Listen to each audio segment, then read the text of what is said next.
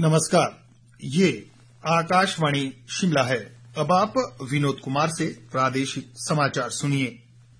मुख्यमंत्री सुखविंदर सिंह सुक्खू आज कुल्लू जिले में बंजार उपमंडल के अग्निकांड प्रभावित तांदी गांव का दौरा करेंगे।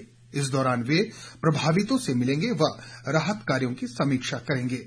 नववर्ष के पहले ही दिन तांदी गांव में भयंकर अग्निकांड हुआ था, जिसमें 17 के लगभग रिहायशी मकान जलकर राख हो गए थे और करोड़ों रुपए की संपत्ति का नुकसान हुआ था।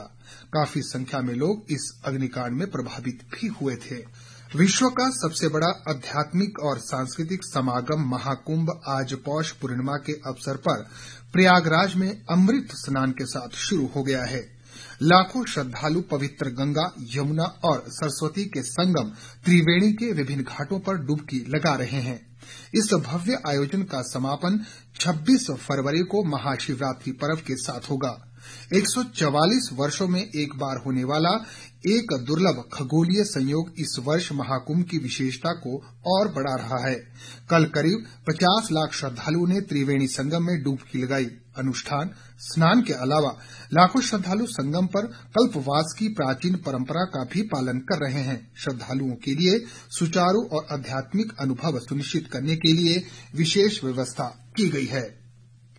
राजधानी शिमला के पुराने बस अड्डे की सुरंग में अब हिमाचल पथ परिवहन निगम का इतिहास यहां से गुजरने वाले लोगों व पर्यटकों को देखने को मिलेगा। इस सुरंग के सौंदर्यकरण का कार्य पूरा हो चुका है। इस कार्य को शिमला के हिम चटर्जी ने डिजाइन किया है, जबकि सौंदर्यकरण के कार्य को ऊना के सुनील कुमार सूरी ने पूर्ण किया है। खास बात यह है कि सुरंग में सबसे पुरानी बस से लेकर निगम की इलेक्ट्रिक बस की पेंटिंग देखने को मिलेगी। निगम के प्रबंध निदेशक रोहन चंद ठाकुर ने बताया कि सुरंग में एक तरफ बसों के मॉडल दिखाए गए हैं, जबकि दूसरी तरफ यात्रियों की उम्मीदों को दर्शाया गया है।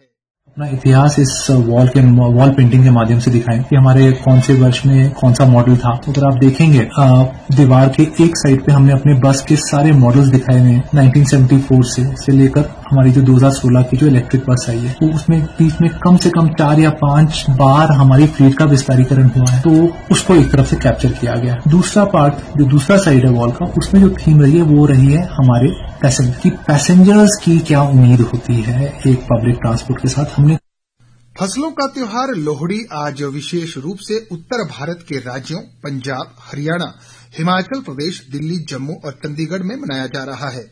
विस्तृत ब्यौरा इस रिपोर्ट में।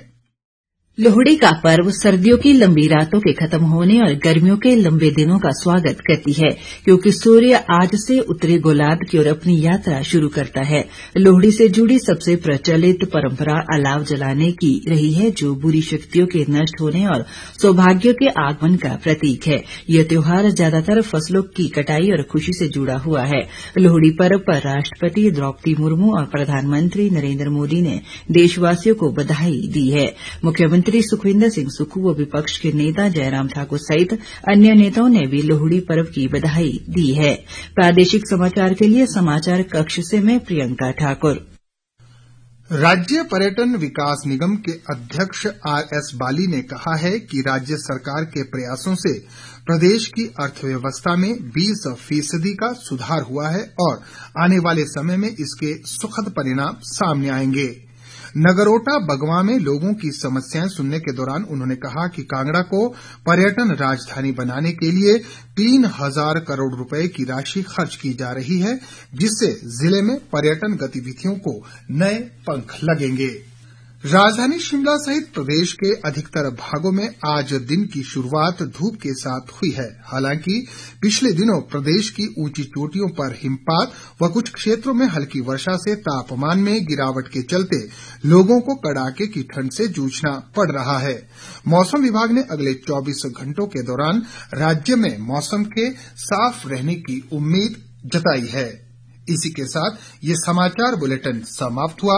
हमारा अगला समाचार बुलेटिन आप सुन सकते हैं दोपहर 3 बजे। नमस्कार।